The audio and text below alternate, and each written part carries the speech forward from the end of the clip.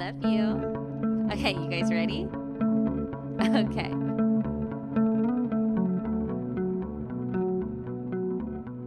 Hi guys, and welcome back to Damalis. I am so excited to introduce to you my friend Allie. She totally helped me get started on Apple Podcasts. Allie has 3 kids. How old are your kids? Yes, my oldest is 6. My girl is about to be 4 in August, and then I have another little daughter who's about to be 2 in October. So kind of 2 years apart. Yes, 2. That's how my kids are. Oh, yeah, nice. I have 3, and then 5, and then Cora is turning 7. Oh, so it's like the 2. Okay, see, yeah, it's nice because I always have a best friend, a little person to play with. I love it. So as I said, Allie has a podcast, and can you tell us what your podcast is about, the name of your podcast, and yeah, of course. Hello, my name is Alexandra Santiago, like she introduced me. I did start a podcast about, I would say 5-6 months ago, roughly, and she's been way more present in her podcast. I'm a little behind, but we did start one called The Awesome Advocate, and it is specifically targeting kids or parents with special needs kids or autistic individuals as well, because my son, my oldest, is on the spectrum. So I feel like there's a really big need and push for more awareness, as well as inclusion and love and even knowledge, overall knowledge of autism and the spectrum, since it's so wide and vast. And there's so much to know, and I feel like there's not a lot of podcasts or really anything that represents parents with special needs kids or even individuals on the spectrum. So that's initially the purpose of starting it, and I want to continue it. You know, we ask some pretty in-depth questions, but we also center it on what we think is most important to talk about and discuss as far as raising kids on the spectrum, and kind of our routine and kind of what we're accustomed to, but what also we think might be helpful for other parents to try, and some signs that we recognized in our son, which may be different from every child. So basically it's targeting a different kind of question each week as well. So we ask a question each week, and it's very important to discuss. So I love that.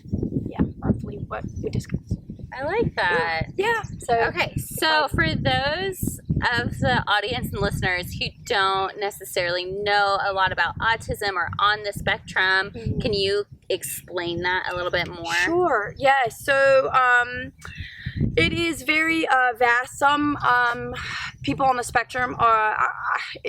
I'm going to use good lingo here because a lot of lingo is actually, what I've learned actually recently, is kind of offensive to people on the spectrum. Oh, I didn't know that. I know, yeah. I didn't either.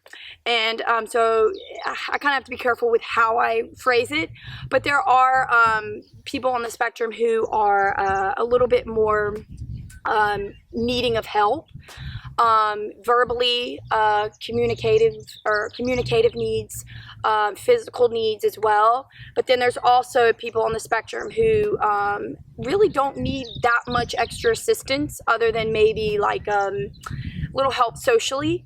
So it varies to the degree, and when your child is tested, they look in all those areas, physically, cognitively, developmentally, where they're at.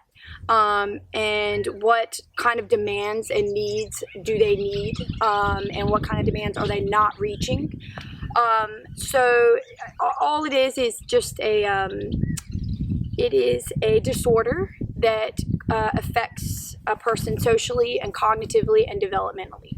So that's, to put it in the simplest of terms, that's what it is. Okay, so how old was your son when you realized something was different, and then when you took him in to find out, or did you take him somewhere, or did you just kind of, okay, tell us about that, because I'm curious. Okay, yeah, so he was about to be 2. That young? Yes. Wow. Yes. There's actually, early as 18 months is when you can start noticing some certain things. Actually, we may think our daughter may be on the spectrum as well. Your youngest? Our youngest. Okay. Yes, Raylan. And because we're noticing kind of some, verbally, she's way more advanced than he was at that age. Yeah. But she has certain things that are a little bit of a red flag for us, so we're keeping an eye out. But anyway, that's another time. But yeah, we noticed Gabe was completely nonverbal, wasn't saying anything. He would just grunt, or he wouldn't be able to communicate his needs to us. But then again, we did anticipate those needs. So maybe we didn't give him enough time to tell us what he needed. But there were some other things with sleep. He would have pretty bad night terrors and meltdowns. Just very out of the blue. At 2, he'd have night terrors. Yeah, oh my yeah, gosh, and it was so terrifying. scary. It was so scary. So to the point we'd have to wake him up, and then it would take him a while to go back to sleep because obviously he was very upset and scared. But then we noticed, he started saying mama and dada at a young age, but then he stopped, altogether, just stopped, didn't say anything after that. And then he would do cute little quirks, like when he got really excited, he was flap his hands a lot, and he would bang his head on things. He played with toys the same way. He liked, lining things up. He liked things in a particular order. And it's funny watching an almost 2-year-old, have these tendencies because they're not what you normally see. Yeah. So actually, I just took him for a checkup, his yearly checkup at the doctor. And, they have you fill out those forms, is your son meeting these milestones developmentally, just checking their developmental, progress. Yeah. And I couldn't check hardly any of them. Oh my gosh. So that's when I initially was like, oh, maybe something's going on. And I initially had this mom instinct at the back of my mind, oh, well, I kind of anticipate something like this. Yeah. So the pediatrician said, maybe we need to get him evaluated for autism. And so it took, my God, 8 months for him to be seen. But he did get seen by an actual psychologist. And didn't care for her. She was not the nicest person. Because my mom instinct is he's getting frustrated because she's wanting him to do something and he doesn't understand to do it. And I'm wanting to help him. And she would not let me help him. She's like, do not help him. He has to do this. And he's clearly upset. And he's not going to do it if he's, distraught like that. So it took maybe 5 minutes. And she's like, he's definitely on the spectrum. We're going to diagnose him. At that time, they were still doing stage 1, 2, and 3. They no longer do that. Okay. Stage 1 is you need very minimal support, and you maybe just need some speech classes or some sort of social help. If you're at stage 1, can you grow out of it? Yes. So they call that mainstream. So if they get the help they need, the services that they need, then it's very, very easy for them to kind of go once they hit school and those teenagers to kind of be a little bit more mainstream. But stage 2 is they definitely need a little bit more help as far as physical needs, social needs. And then stage 3 is they need complete help, with all areas. And Gabe was diagnosed with stage 3. So yes. So it's amazing though seeing, because we did start the YouTube channel around that time when he was diagnosed, to now.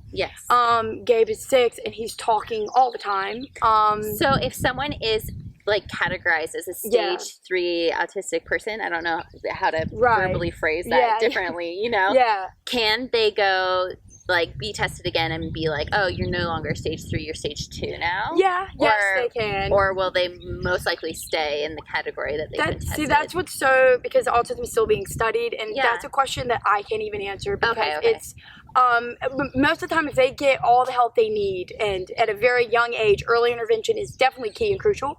Then maybe possibly, but if they don't get that good of care or anything like that, then they'll probably stay where they are. I truly think Gabe will definitely maybe become mainstream actually. When he's, wonderful. A teenager. Because now he's talking all the time.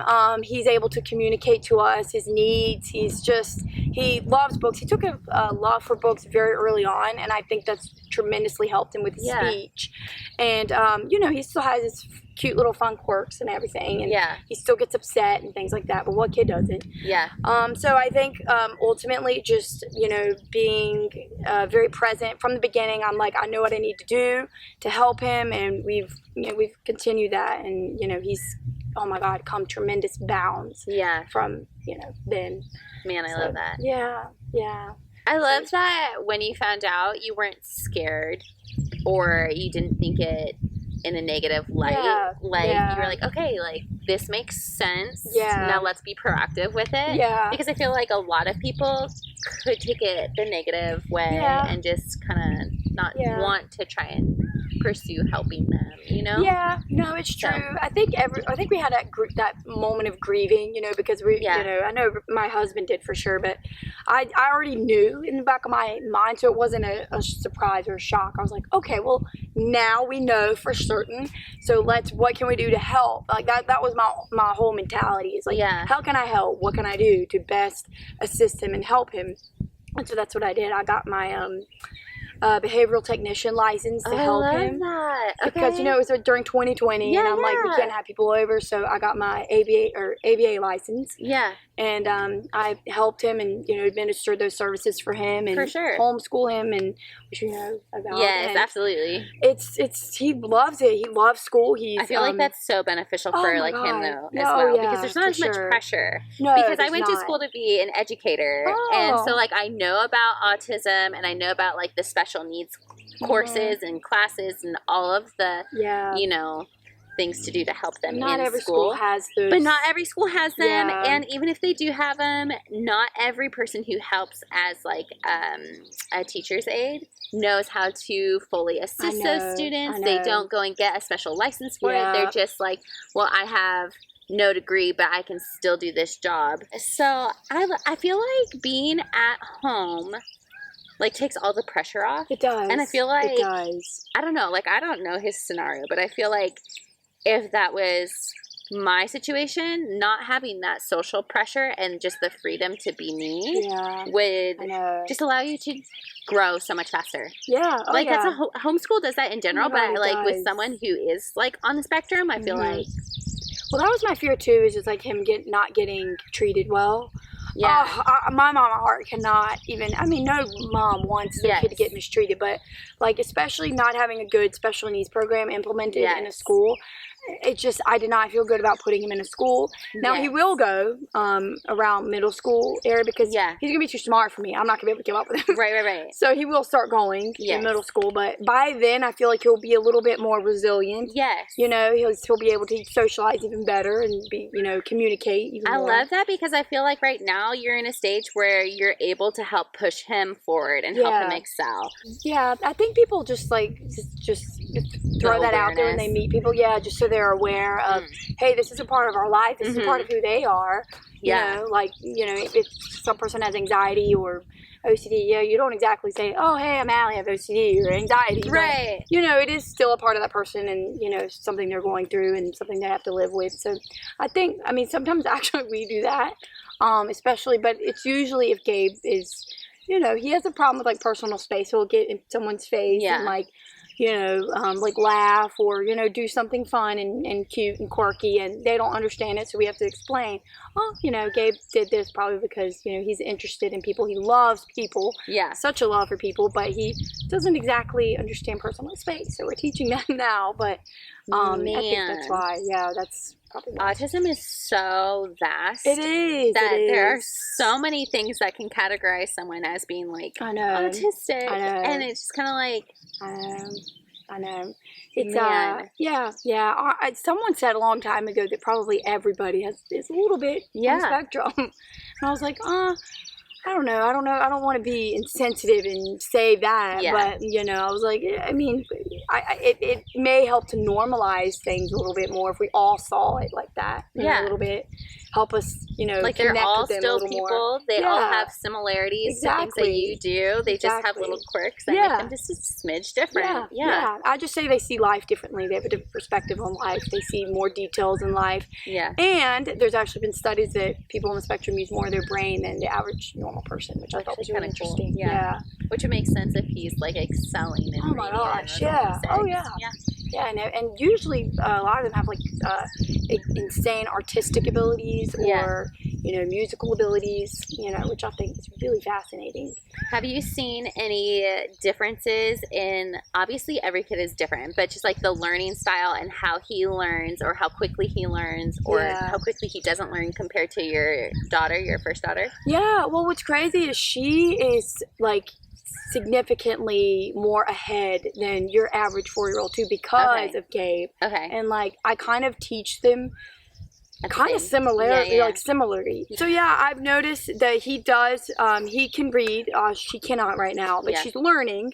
But he can read full chapter books. Like he really is very into music and classical music, especially. Mozart is his favorite. Oh my gosh. Yes, so he knows all his composers. So he learns through music, definitely. He's definitely a hands-on visual learner. Yes. So kind of like me, I'm a visual learner as well. But my daughter loves painting or drawing. She learns more like through writing or things like that. So their learning styles are definitely different. Like visual. Right. But him, he connects with music very, very deeply. And I think we're all about teaching them like life skills, like different life skills, and like being out in nature and stuff. And he connects with nature so well. So we try and incorporate all those into, teaching him things. Okay. When you found out that Gabe was on spectrum, it didn't seem like it changed anything really too much. You just knew how to help him. So I was going to ask, like, how did that change your motherhood journey? Are you just like more involved than you think that you would have been? It's kind of hard to say like woulda, shoulda, coulda, but you know. Yeah, I think so. I think honestly it kind of helped me. I don't want to say connect with him more, but I feel like it helped me to understand him a little bit better. Yeah. And because I was wanting to do all I could to help him and be everything he needed. Because while it didn't change our relationships with him, I never would, it did change other family members' relationship with him. Oh, and that was very hard. Like in a negative way? Yes. Oh man, that is so heartbreaking. I know, it was very because it doesn't change who he is. Exactly. And so I never want him to feel like an outcast or, less than, for something that he has no control over. And it's just a part of who he is. When a lot of people, when they hear autistic, it is automatically outcast. Exactly. Like I remember going to high school and there was like this special ed class of students, and all they did was they were like separated from everybody. They weren't integrated, and like they were outcast because they weren't integrated into the normal classes. And like I can specifically remember that there was like 2 or 3 autistic kids who graduated in my class, and I had no idea who they were. Because they weren't integrated. But like it didn't make them any different. I know, exactly. So I think that was a big thing. It proved to me and Ricky, my husband, that like we have to be all that he needs, and you guys are the best parents for him. Oh my God, we try. I love it. We try so hard. So I think it definitely drove me to become closer to him, just because I've delved into this world with him, and I've still in that world with him and trying to understand his world a little bit better, even though I never fully will. Yeah. But he lets me be a part of it, and that's okay with me. I'm happy with that. Oh my gosh. Okay, so for anybody who might have an 18-month-old or a 15-month-old or a 2-year-old, and they're like seeing like differences or signs, or even like a 5-year-old, and they just never really realized that it was different because they might have only one kid, and you don't know the difference between other kids when you only have one, how would you encourage them, or what would you tell them to do, or well, like I said, a trend now that's happening, and I don't know, you're probably aware of it, is kids are taking a little bit longer to speak than that in previous years, and I think that's really interesting. And I'm not sure why, but like a lot of parents that we've talked to when we, talk about Gabe is like, oh, I wonder if I should get my kid tested because they're not really speaking that well or not speaking at all. Yeah. And so I tell them that for some reason kids just, they're like popcorn. They pop at their own time. I love that. I don't remember. I literally just heard that from someone else, and I was like, that's the first time, and I was like, I love that. And yeah, it's true. So I think that's, and then later on, they're like, oh yeah, they started speaking at this age. It just, for whatever reason, they just didn't feel the need to speak. Yeah. And so I think honestly, if you have any concern, just it doesn't hurt to get tested. It doesn't hurt to have them evaluated. It costs. I mean, at least, for us, military people, it doesn't cost anything. You just need a referral. But I think if you have this instinct or, intuition, that just listen to that always. I mean, I did, and, it was for the better. So I think if you have any concerns, then address them and get them addressed. It's because the earlier the better, because the earlier you get them evaluated and you can get the intervention that you need. Yeah, actually, okay, this is really interesting. Side note, I have a friend who her son was vaccine injured, and he started becoming, showing signs more for, stage 1 autism. And so she started doing tons and tons of detoxation with him and, natural remedies. And she got it so where he was, back. It took her 2 to 3 years, but he was finally back to showing normal signs and everything. That's amazing. I'm really big on holistic remedies and things like that. But she noticed it when he was young, and then she was like, I'm gonna go and see what's going on. Got him tested, was on spectrum, and was like, no, I think it was because of this. No one actually said it was, but she's like, this is my mama instincts, what you were talking about. And she's like, I'm gonna try doing all of this to reverse what had happened. Right. And now he's like, yeah. See, I think that's the problem. I think that's part of the problem too. Is people want to know why. Why did my kid get autism? Yeah. There's many factors: environmental, genetics, physical trauma, things like that. Yeah. But there's not. Sometimes there's not an answer. It just happens. Yes. And I think that's a big question for a lot of parents. It's just like why? Why? And me, I'm more so thinking, what can I do to help instead of why did this happen to my kid? A lot of people can get hung up on why and not want to move forward. Right. And so I love that you were like, okay, let's move forward and let's move on with it. And how can I help? Right. I do believe diet is huge. I mean, Gabe eats a very healthy diet. He's probiotics every day. We take a slew of vitamins. Do you notice a difference if he's not eating that way? Yeah. So no red dye, artificial ingredients, bioengineered stuff. Yeah. We do not give him any of that because red dye and because people on the spectrum cannot process metals, certain metals. Yeah. And I mean, those are hard for everybody. Right. Yeah. But, we can process them sometimes, but all the autistic individual literally cannot.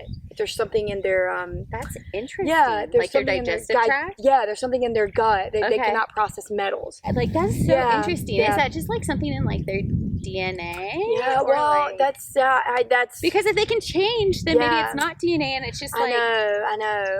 Well, so for us, we had him genetically tested. We found out it is genetic for Gabe because he's missing an arm of his 10th chromosome. Huh. And so it's really interesting. And it's whatever happened, something happened in the womb when he was in the womb that caused that. And so now when we got genetically tested, the genealogist said that some of his teeth would come in and they would form kind of wrong, or he would get a lot of decay in his teeth. And what do you know, he's 6 now and he has 5 different decaying spots in his mouth. Interesting. And his kids, she said, when he has kids, they could be blind. So I thought that was interesting. Wow. Yeah. So, something else, maybe in the future that we'll have to maybe discuss with Gabe if he decides to have kids. But I'm telling you, it's such a huge world of knowledge that I've tried to educate myself on every day, but it's still being studied, so there's so much still to know.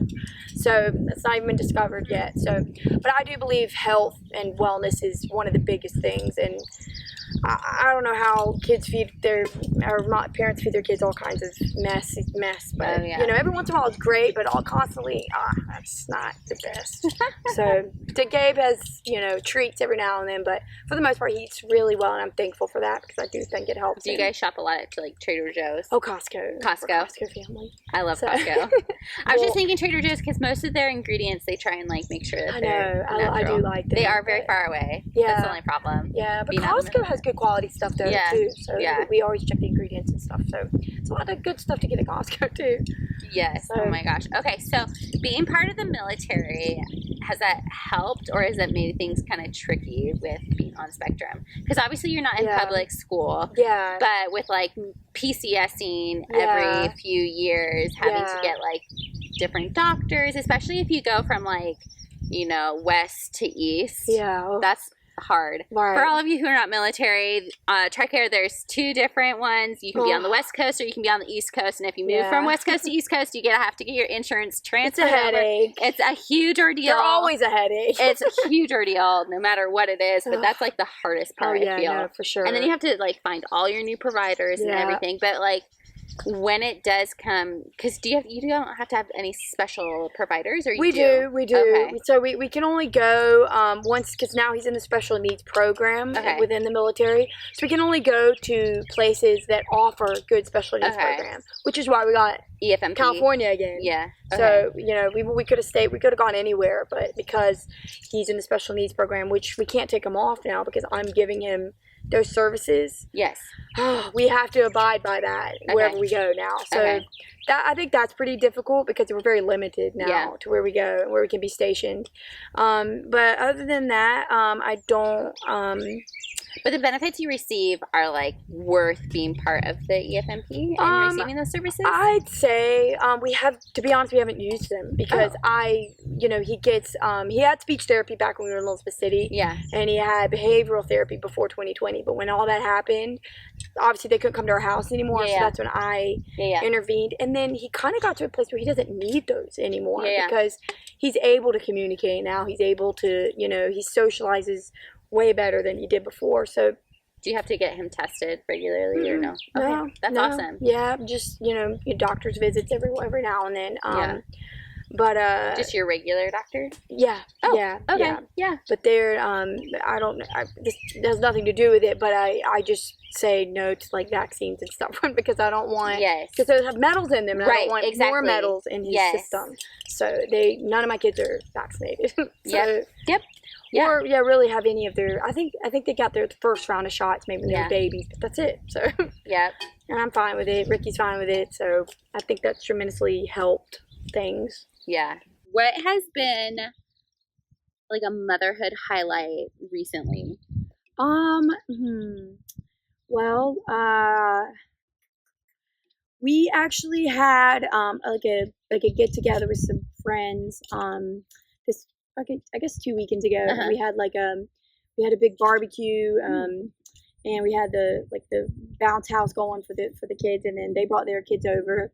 And I think seeing how happy Gabe was, because sometimes he doesn't care for people who will just go off and do his own thing. He doesn't care to socialize, and which is fine. We let him kind of do his own thing, but we also want him to be engaged, and want him to, because I think he would have fun if he were to give it a chance.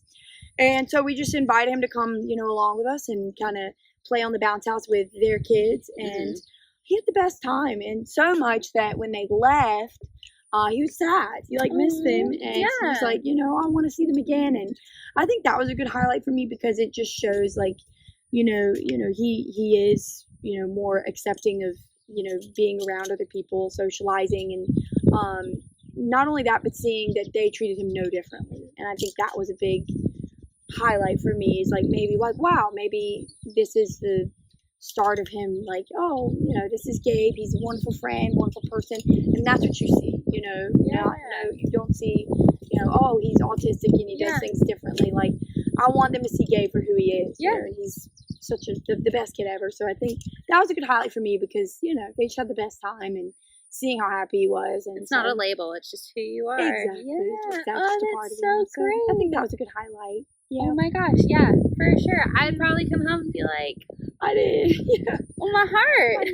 I know. So now he's like trying to plan the next one. So I was like, when we gonna have them over again? Oh So, my gosh, that is so sweet. Yes. It was Oh cute. man, that makes me happy, and I'm Yeah. man. Okay, so I feel like as a mom, we're always looking for like good meals to cook, especially like, I don't know. Sometimes I get in a rut and I'm like, what do I cook for dinner? Yeah. Like, let me Google what's a healthy, good meal. Like, Uh-huh. what's something that my kids will like? What's something that I will like? What's one of your like favorite meals? Or something that's like a go-to meal that you make?